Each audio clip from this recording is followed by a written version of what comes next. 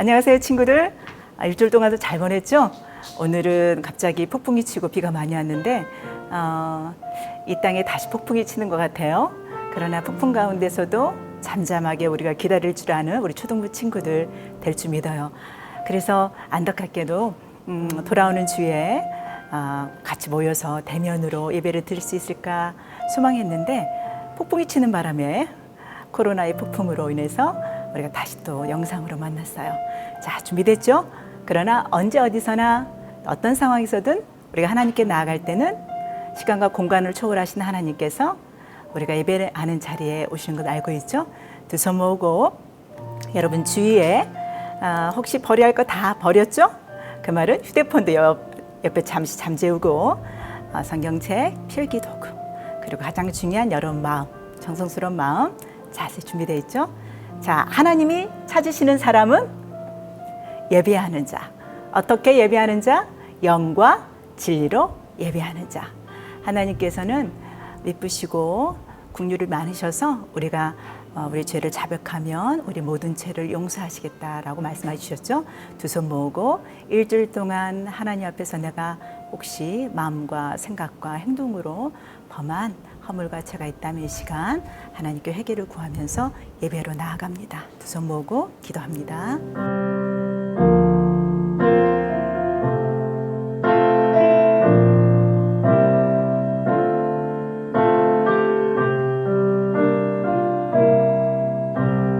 자, 준비되었나요? 말씀하옵소서. 하나님, 주의 자녀 땡땡이가 듣겠습니다. 주의 자녀 명신이가 듣겠습니다. 여러분 이름 넣어서 준비되었나요? 말씀하옵소서. 하나님, 주의 자녀 땡땡이가 듣겠습니다. 네. 자, 오늘 말씀 제목은 한 목소리로 같이 읽어볼까요? 시작. 제사장은 거룩한 옷을 입어요.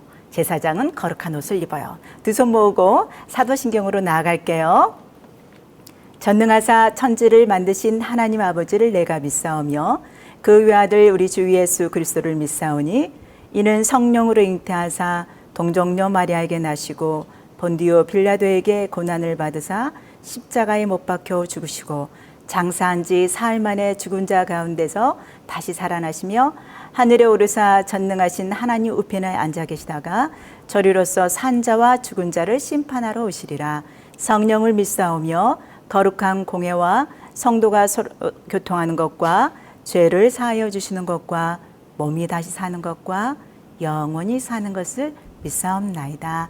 아멘. 아멘. 자, 오늘 예배를 위해서 기도자는 순서대로 우리 김석기 선생님 반의 믿음 D반 강지우 친구가 여러분과 선생님 대신해서 기도하겠습니다. 두 손 모으고 예배로 나아갑니다. 하나님 아버지, 코로나로 어려운 상황이지만 전도사님을 통해 말씀 들을 수 있게 해 주셔서 감사합니다. 힘든 가운데 있는 우리 믿음의 친구들이 더욱 주님을 의지하고 기도할 수 있도록 마음을 주세요. 하루빨리 치료제가 개발되어 전 세계에 고통받는 이들을 치료해 주세요. 오늘도 말씀 따라 순종하겠습니다. 예수님 이름으로 기도드립니다. 아멘. 자, 오늘 본문 말씀 레위기서 8장 12절에서 13절 말씀 다 찾아놨죠? 어제 토요일날 선생님을 통해서 본문 말씀 보냈는데 찾아놨죠, 여러분? 예배 오기 전에 찾는 것처럼 영상 예배 때도 먼저 찾아놓기.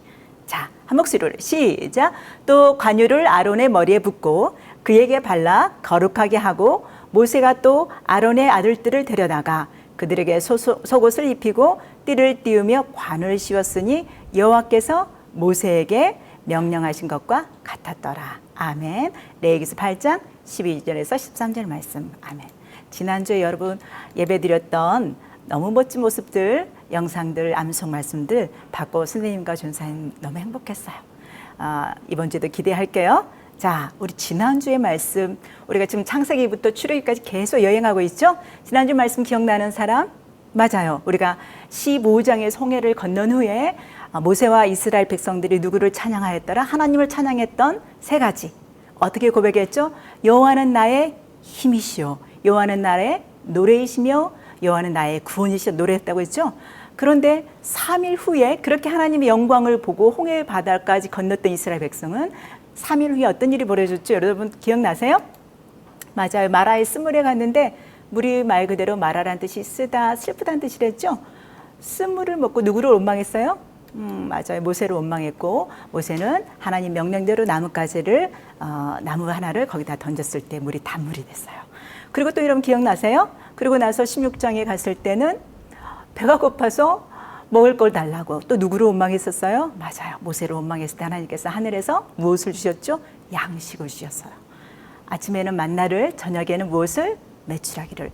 그런데 우리가 지난주에 말씀에 하늘에서 내려온 그 모세가 줬던 그 만나는 모세가 준 것이 아니라 하나님께서 생명의 양식, 하늘에서 내려오신 하나님의 아들 독생자 예수 그리스도가 우리의 영원한 생명을 주시는 분이다라고 예수님께서 직접 구약의 이 이스라엘 역사 사건을 해석해 주셨다고 했죠.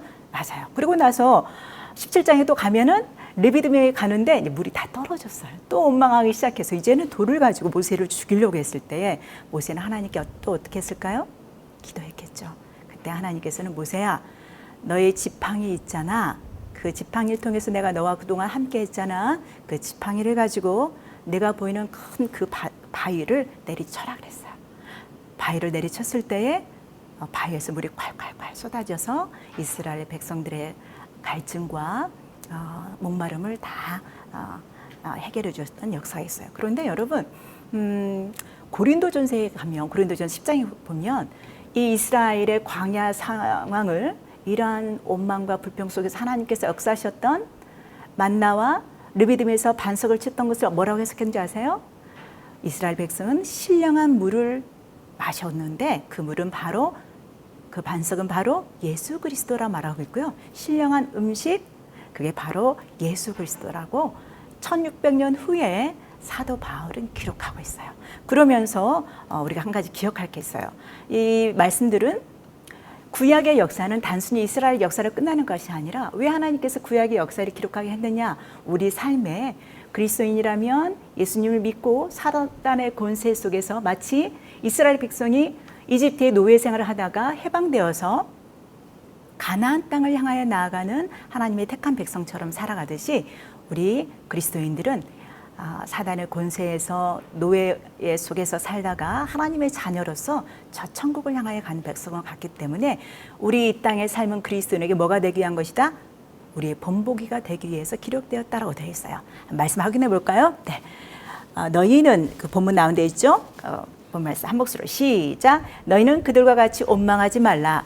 그들에게 일어난 이런 일은 본보기가 되고 또한 말세를 만난 우리를 깨우치기 위하여 뭐하였다? 기록되었다.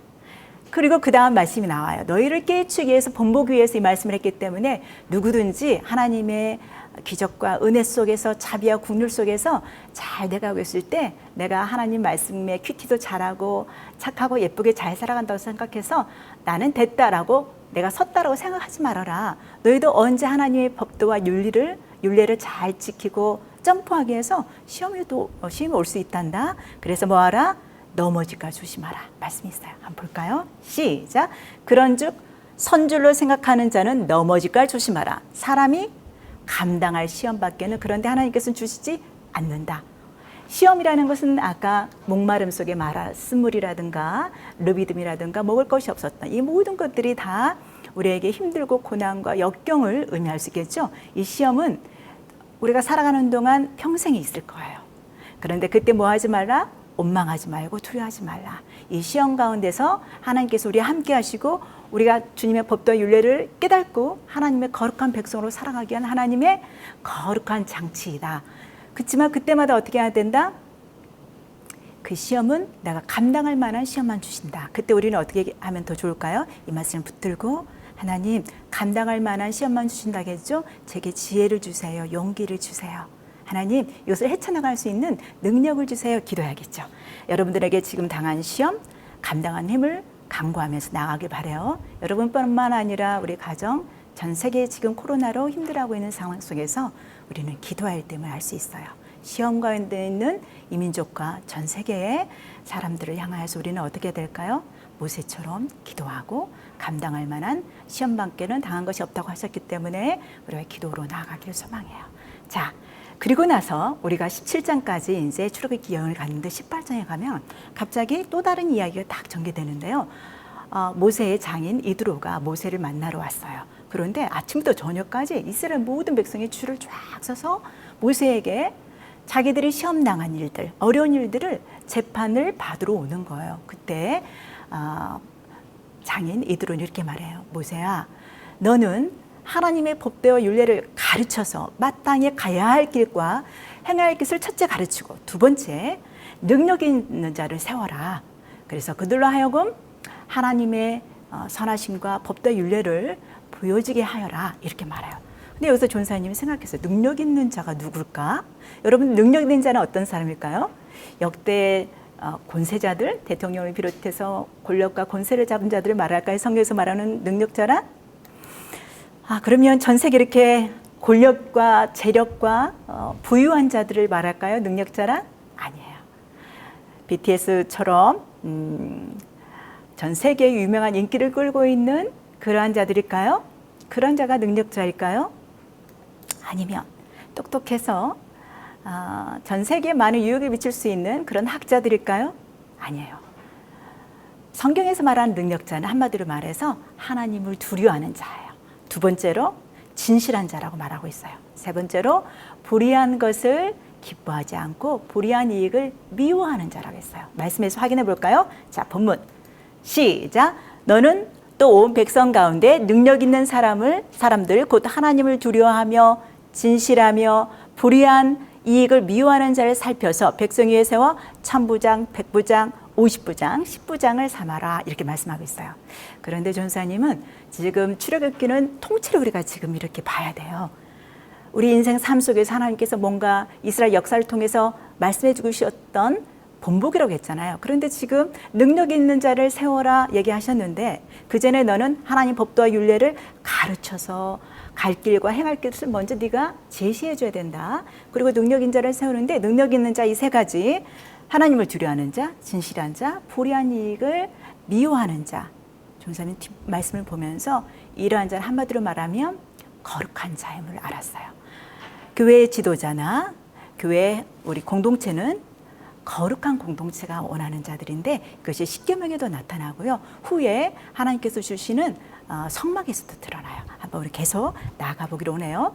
오늘 제목이 뭐였죠? 설교 제목? 제사장은 거룩한 옷을 입어요. 그 말씀을 붙들고 계속 나아갑니다. 그리고 나서 19장에 보면 하나님께서 모세를 하나님 산으로 불렀다고 그랬어요. 지금 우리가 어디냐면, 화면을 볼까요? 마라이 쓴물에서 르비딤을 지나서 시내산, 제일 밑에 시내산에 이르렀는데, 이 산을 하나님의 산이라고 성경이 기록하고 있어요. 하나님께서 모세를 시내산에 부르셔서 하신 말씀이 있어요. 뭐라고 했나 볼까요? 세계가 다 내게 속하였고, 또 그렇기 때문에 너희는 내 말을 들어라 얘기하세요. 뭐가 지금 잘못됐네요. 자, 내 말을 잘 듣고 내 언약을 지키면 너희는 모든 민족 중에서 내 소유가 되겠고, 내가 너희가 제사장이 되게 하며 거룩한 백성이 되게 하리라, 이렇게 말씀하세요.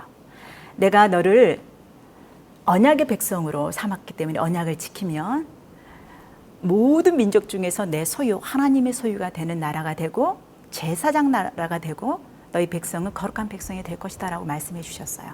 이스라엘 백성은 여기에 대한 굉장한 자부심이 있었어요. 그런데 이 말씀을 오해해서 거룩한 제사장 나라라는 것은 다른 이방 국가들, 하나님을 알지 못하는 국가들을 위해서 하나님을 알게 하는, 인도하게 하는 그런 역할을 감당해야 되는데, 교만하고 자기 특권의식 속에 있었어요. 우리만 선민이고 이방인들은 동물 취급하고 상종도 하지 않았어요. 대화도 하지 않았어요. 쉽게 말하자면 왕따를 시키고 자기네들만 거룩한 하나님의 자녀다라고 이렇게 특권의식 속에 살았답니다. 하나님의 마음은 너무 슬펐어요. 그래서 예수 그리스도를 통하셔서 다시 한번 새 이스라엘, 새 민족을 하나님께서 부르셨는데, 그게 누굴까요? 바로 여러분과 저예요. 예수 그리스도를 믿고 새로운 백성이 된 자들을 뭐라고 하셨나 볼까요? 이것이 베드로전서 2장 9절 이후에 1600년 후에 또다시 하나님께서 말씀하신 게 나와요. 한번 가볼까요? 본문에서 한번 살펴봅시다. 너희는 시작. 너희는 택하신 족속이요 왕 같은 제사장들이요 거룩한 나라요 그의 소유가 된 백성이니 그의 기이한 빛에 들어가게 하신 이의 아름다운 덕을 뭐하기 위해서 선포하게 하렴이라. 이 말씀하고 위의 말씀하고 여러분 거의 비슷하죠? 단어만 살짝 바뀌었을 뿐이죠. 택하신 백성, 민족 중에 내 소유가 될 것이다. 너희가 제사장 나라. 너희는 뭐라고 했죠? 왕 같은 제사장들이요. 또 거룩한 백성이 되리는 거룩한 나라라고 우리를 칭하고 계세요. 그런데 왜 우리를 이렇게 칭하셨다? 그의 기이한 빛에 들어가기 위한.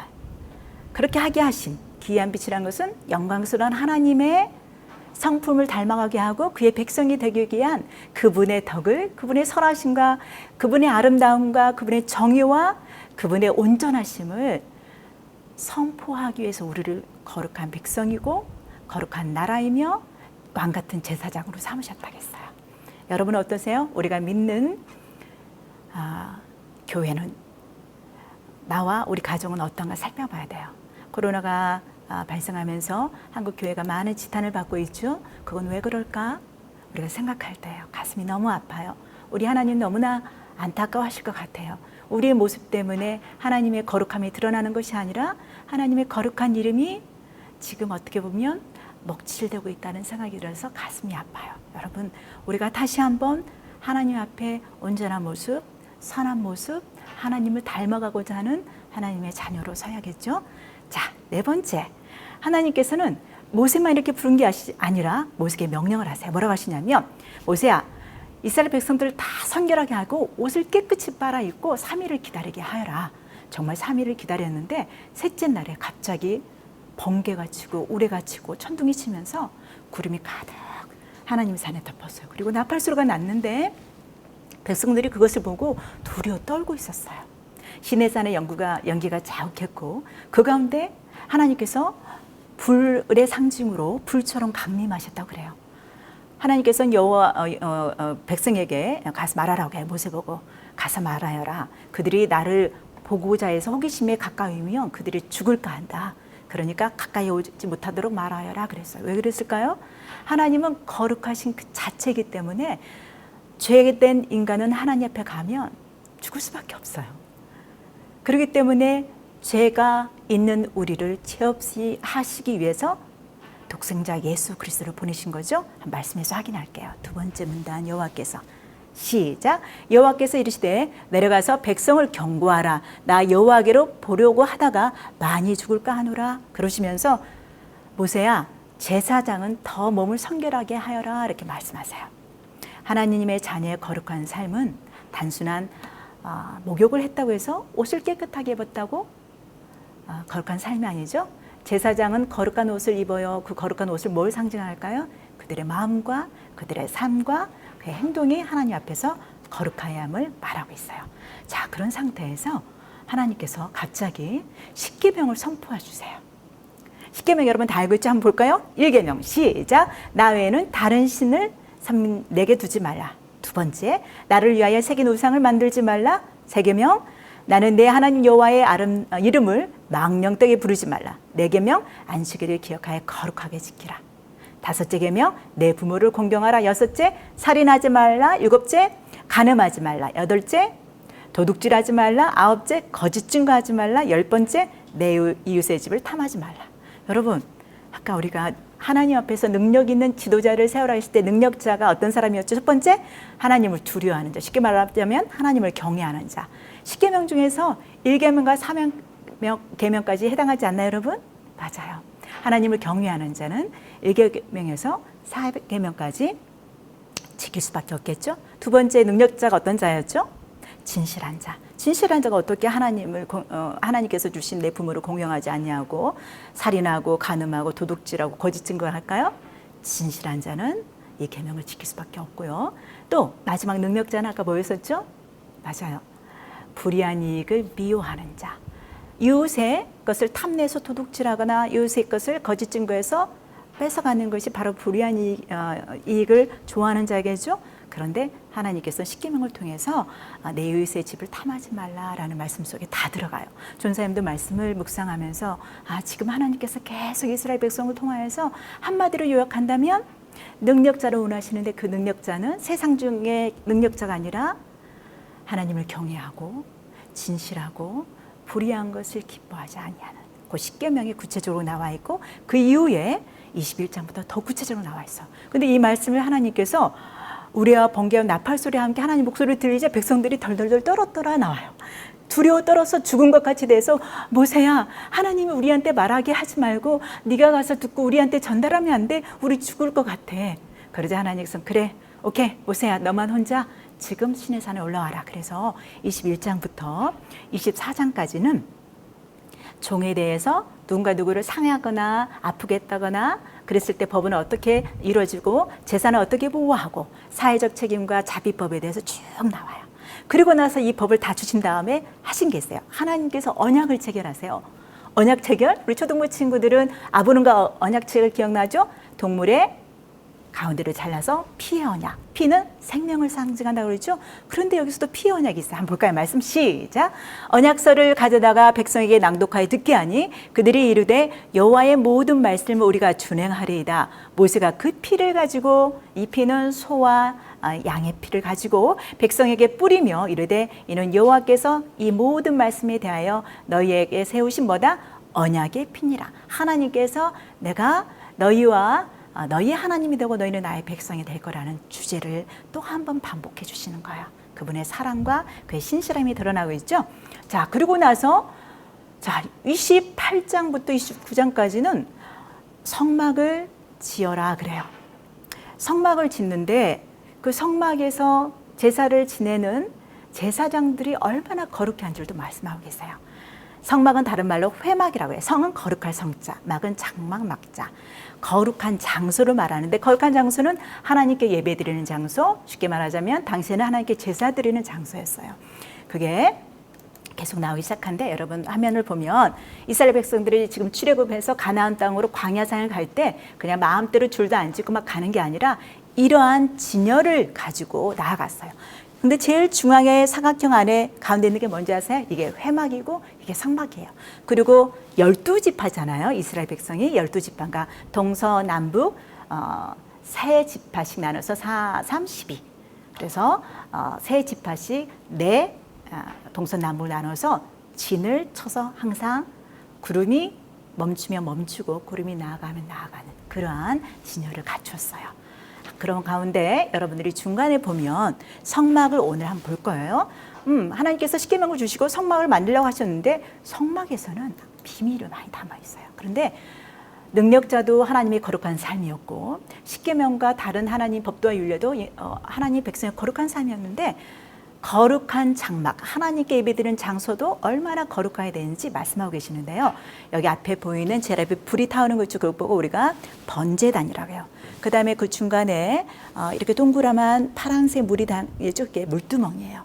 그리고 이 사각형이 제일 앞에 회막문에 하나님께서는 모세를 통하여서 지금부터 이스라엘 모든 백성을 회막문에 모이게 하라 그래요.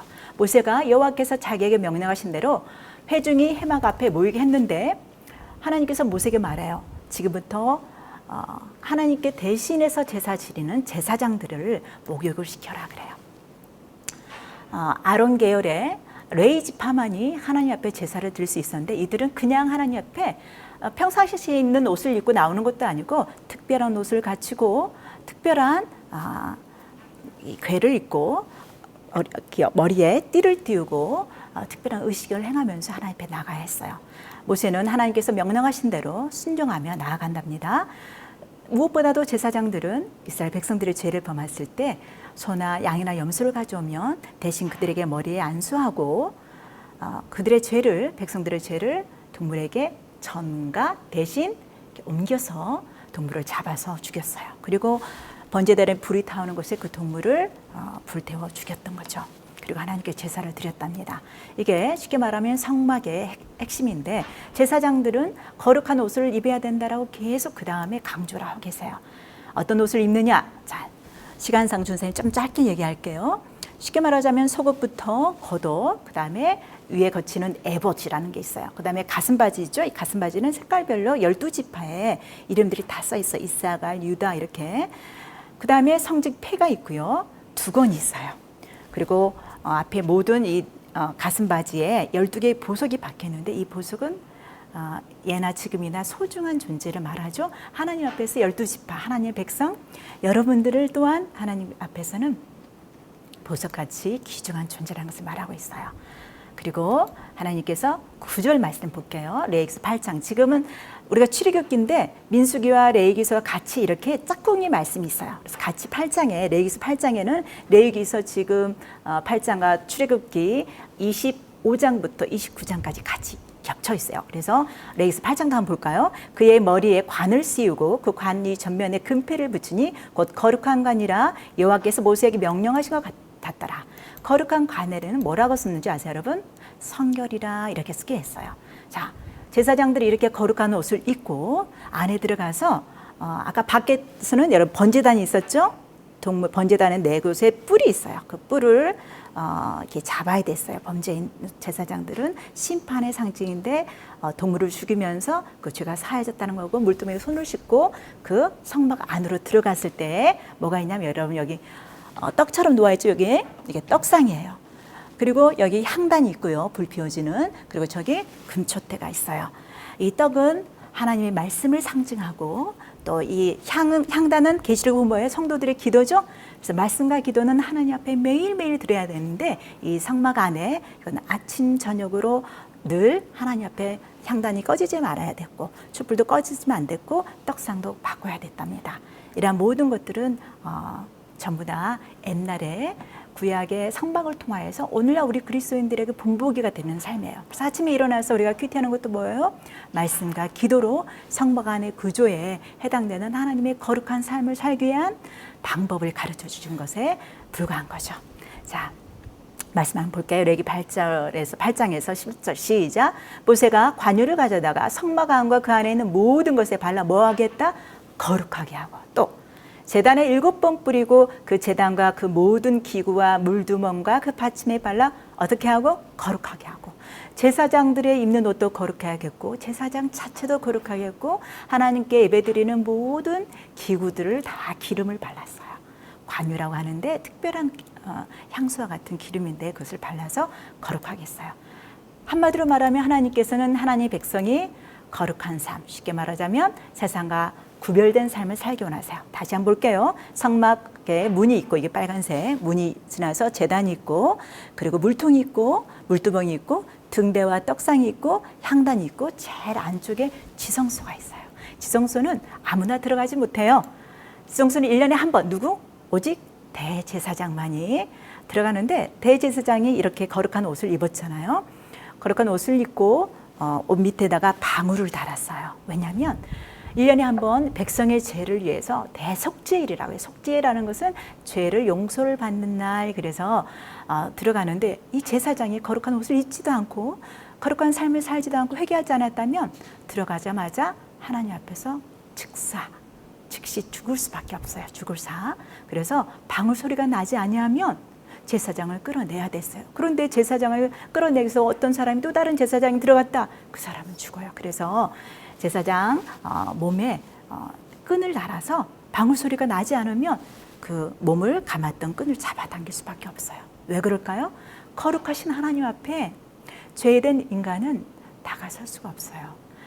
오늘날 많은 그리스도인들은 사랑의 하나님은 알고 있지만 거룩하시고 위엄하시고 너무나 경외로우신 하나님을 하나님으로 섬기지도 못하고 하나님으로 알지도 못하는 것 같아요.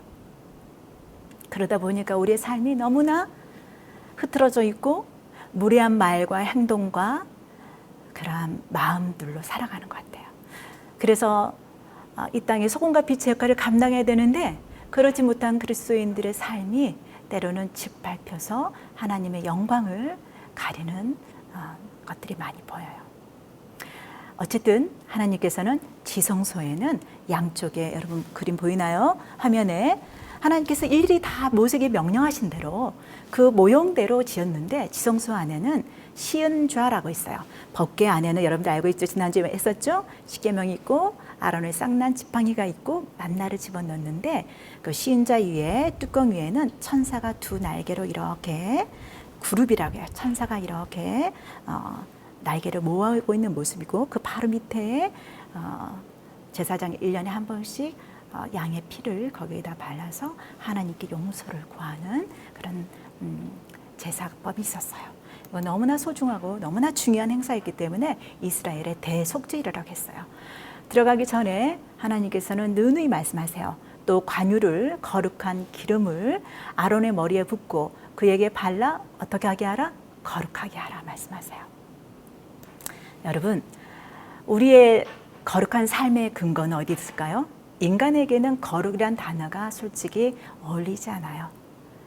인간은 하나님 앞에 죄를 범하였고 그 이후로 우리 조상의 죄로 말미암아 죄와 허물로 전적으로 타락했다고 했어요. 그것은 과거형이에요. 이미 우리는 죄와 허물로 죽었던 사람들인데 우리가 거룩한 삶을 살고자 아무리 노력해도 살 수가 없어요.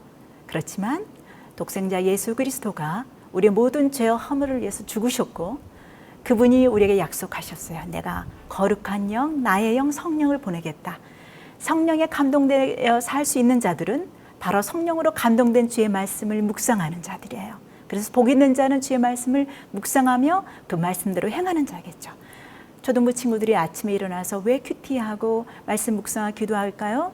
거룩한 삶을 위한 것이지 하나의 숙제가 아니랍니다. 하나님의 음성을 듣고 하나님의 뜻대로 살고자 하는 하나님의 명령을 지키며 거룩한 자녀로서 살고자 하는 거룩한 의무이자 책임이자 특권이랍니다. 여러분 잊지 마시고, 그래서 한마디로 말해서 제사장의 옷을 한번 전사님이 현대 사람들이 만드는 것을 봤어요. 어떤 친구가 입었는데 이런 옷이었을 거다라고 추정이 되고요. 정금 위에 새고 뭐라고 썼다? 머리에 정금으로 새기고 나서 이렇게 새기라고 했어요. 여호와께 성결. 제일 중요한 거 사람이 봤을 때 머리가 보이잖아요. 그 위에 여호와께 성결이라고 써라 그랬어요. 또 관유를 아론의 머리에 붓고 발라 거룩하게 하고 아론뿐만 아니라 그 아들들에게까지도 관을 씌워서 모세가 하나님께서 명령하신 것처럼 모세는 다 했어요. 그런데 우리가 다시 한번 돌아갈게요. 이스라엘 백성들만이 제사장이 아니라 우리가 베드로전서 2장 9절에 같이 한 목소리로 시작. 오직 너희는 택하신 족속이요 왕 같은 제사장들이요 거룩한 나라요 여호와께서 모세에게 명하신 것과 같이 우리도 소유된 백성이 되었다라고 베드로전서 2장 9절 이후에 말씀하고 있어요. 그리고 이상한 말씀이 뒤에 나와요. 거룩한 백성이 해야 될 게 뭐다? 우리가 앞에서 살펴봤죠? 능력자의 삶인데 그 능력자의 삶이란 세상적인 그런 능력이 아니라 선한 행실로 우리 아버지께 영광 돌리는 삶이에요. 그게 마태복음 5장에도 나오죠. 너희 착한 행실로 너희 하늘에 계신 아버지께 영광을 돌리게 하라. 그게 빛과 소금의 삶이라고 그러죠. 그런데 고린도전서 10장에서도 또 금액을 이어가고 있어요. 마지막 말씀 너희가 볼까요? 밑에서 네 번째 줄 시작. 너희가 이방인 중에서 행실을 선하게 가져 너희를 악행한다고 비방하는 자들로 하여금 너희 선한 일을 보고 오시는 날에 하나님께 영광을 돌리게 하려 함이라. 아멘. 거룩한 삶은 솔직히 쉽지 않는 삶이지만 하나님께서 나와 함께 하실 때 인내와 주님 오시면 여러분들의 안타까운 마음 또는 오해받는 것, 또 다른 사람한테 곡해되게 내가 평가받는 것, 그리고 교회가 지금 교회 역할을 감당하지 못한 것도 있지만 또 오해받는 것까지도 하나님께서는 다 풀어주실 거예요. 그때까지 우리는 인내함으로 끝까지 하나님이 나의 힘이시고 나의 노래이시며 나의 구원자이시며 나를 거룩한 삶으로 백성으로 이끄셨던 거룩한 하나님을 잊어서는 안 되겠죠. 얼마나 행복한 부르심이고 초청인지 몰라요. 가슴판에 제사장이 12개의 금으로 각 지파의 이름을 써서 궤를 달고 다녔던 것처럼 하나님 마음속에는 여러분과 제가 있다는 거 잊지 마세요. 때로는 세상이 나를 비난하고 나를 알지 못한 사람이 나를 곡해할지라도 또 오해를 받을지라도 거룩한 하나님께서 나를 부르셨다는 나는 제사장이며 왕같은 제사장이고 거룩한 백성이고 하나님 앞에서 내가 나의 성실과 나의 사랑과 나의 온전한 선을 통하여서 그분의 영광을 드러내고 싶어하는 소망을 끝까지 유지하기를 바라요. 자, 말씀을 마음에 담고 적용과 실천. 큐. 기도하는 마음으로 읽어요. 시작. 하나님 주의 말씀 십계명과 법도와 윤례를 주셔서 감사해요. 정말 아멘. 두 번째, 하나님 보시는 능력자인 거룩한 자가 될래요. 곧 하나님을 경외하고 진실하며 불의한 이익을 미워하는 자가 될래요. 정말 그렇게 되고 싶어요? 아멘. 이러한 삶이 거룩한 삶, 구별된 삶인데 그렇지 못한 저와 우리 가정, 한국교회를 용서하시고 그러한 삶을 살 수 있도록 성령님 도와주세요. 이렇게 기도할까요? 기도문 끝나고 예배가 끝나면 더 간절히 여러분 기도문 준 거 있죠? 조금만 솔직히 계속 기도하기 바라겠어요? 네 번째, 거룩한 나라 왕같은 제사장으로 착한 행실을 통해 하나님의 영광을 드러내고 교회와 이 땅 회복되게 도와주세요. 기도할 거예요. 이번 주 미션, 너무나 어려운 상황이죠. 매일 큐티하며 힘과 지혜를 구하고 하나님 새 마음과 새 영을 주세요. 그리고 이 땅과 이 나라와 이 가정과 저를 하나님 사용해 주세요. 이 시대를 분별하며 마땅히 행할 것을 알게 해주세요. 이 나라 이 민족의 대통령을 비롯한 국가 유정자들과 또 의료계 사람들을 지혜를 주시고 코로나 바이러스가 빨리 치유될 수 있도록 하나님께서 백신을 개발할 수 있도록 지혜를 주세요. 이런 갖가지 기도를 할 거예요. 그리고 이번 주 미션 알고 있죠? 예배와 큐티 말씀 암송. 여러분 너무 잘하고 있지만 선생님과 또 저에게 사진을 찍어서 올려줄 거죠? 네, 주기도문으로 예배를 마치고 조용히 여러분 기도하는 시간 갖겠어요. 두 손 모고 기도합니다. 하늘에 계신 우리 아버지여, 이름이 거룩히 여김을 받으시오며 나라 임하옵시며 뜻이 하늘에서 이룬 것 같이 땅에서도 이루어지이다. 오늘날 우리에게 일용할 양식을 주옵시고 우리가 우리에게 죄 지은 자를 사하여 준 것 같이 우리 죄를 사하여 주옵시고 우리를 시험에 들게 하지 마옵시고 다만 악에서 구하옵소서. 대개 나라와 권세와 영광이 아버지께 영원히 있사옵나이다. 아멘. 여러분 강구는 준사님이 토요일 날 이미 선생님들한테 보냈죠. 그거 참고하고 못 받은 친구들은 혹시 홈페이지나 또 부모 밴드에 있어요. 자, 여러분 두 손 모으고 예배는 끝났지만 더 간절히 기도하는 시간을 갖기를 바라고 우리 만날 때까지 주님 안에서 안녕.